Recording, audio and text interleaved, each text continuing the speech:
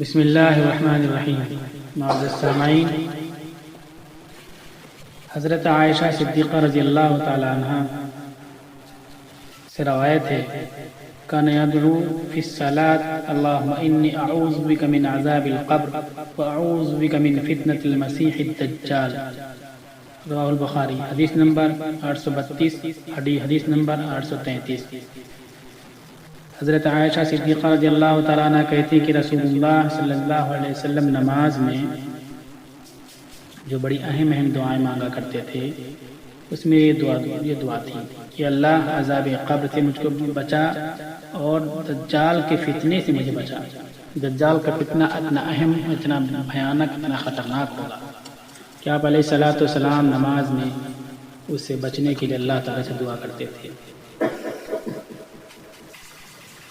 دجال کا فتنہ اتنا اہم ہے، اتنا بھاری ہے کہ رسول اللہ صلی اللہ علیہ وسلم نے فرمایا کہ جتنے انبیاء کرام آئے، تمام انبیاء نے، تمام نبیوں نے اپنی امت کو دجال کے فتنے سے بچنے کی تاکید کی ہے اور دجال کے فتنوں سے ڈرایا ہے۔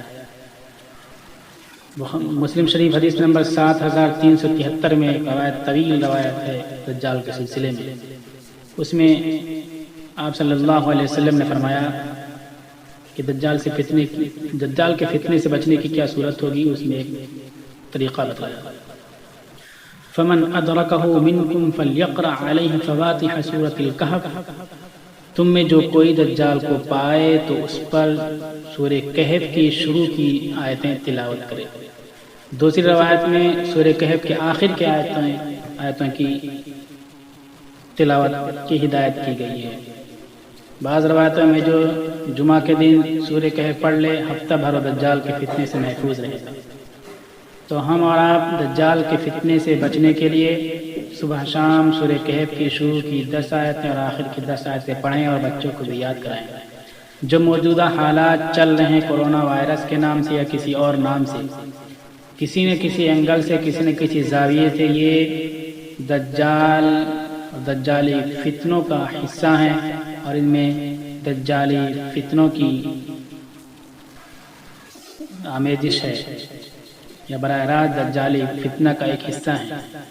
اس لیے دجالی فتنوں سے بچنے کے لیے ہم اہتمام کریں اور تیقظ و بیدار مغزی کے ساتھ اس سے مقابلہ کی تیاری کریں۔ ان میں پہلی بڑی چیز یہ ہے کہ ہم سورہ کہف کی شروع کی 10 آیتیں اور آخر کی 10 آیتیں صبح شام پڑھا کریں۔ میں شروع کی 10 آیتوں کو تحریری شکل میں اور آڈیو کی شکل میں ارسال کر رہا ہوں۔ جو لوگ دیکھ کر کے نہیں پڑھ سکتے وہ آواز سن کے یاد کریں اور صبح شام پڑھا کریں، اور جو لوگ دیکھ کر کے پڑھ سکتے ہیں وہ قرآن اٹھا لیں، وہاں دیکھ کر کے پڑھ لیں، اور مشق کرنا ہو تو یہاں آڈیو کے ساتھ اس کو دیکھ کر کے پڑھتے رہیں اور آواز بھی سنتے رہیں، اور آواز اچھی طرح مشق ہو جائے، تجوید کے ساتھ پڑھنا سیکھ جائیں۔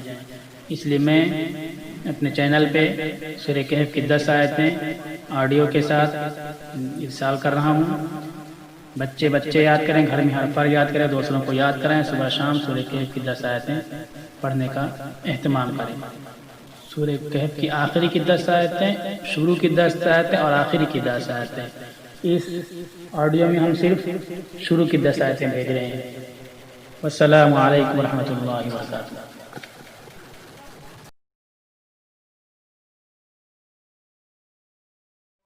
بسم الله الرحمن الرحيم.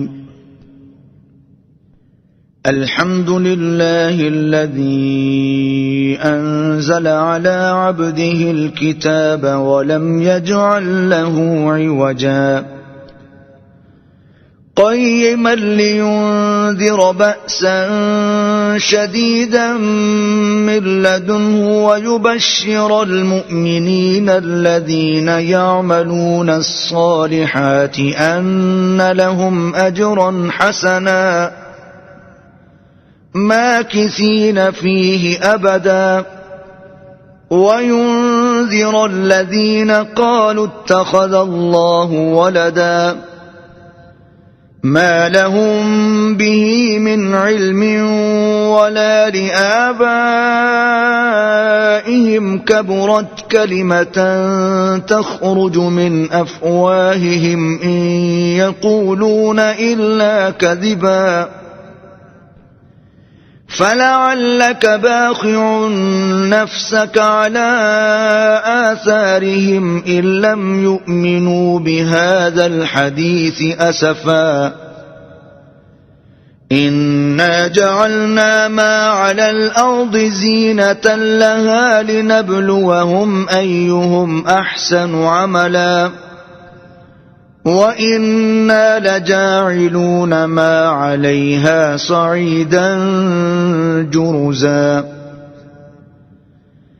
أم حسبت أن أصحاب الكهف والرقيم كانوا من آياتنا عجبا إذ أوى الفتية إلى الكهف فقالوا ربنا آتنا من لدنك رحمة وهيئ لنا من أمرنا رشدا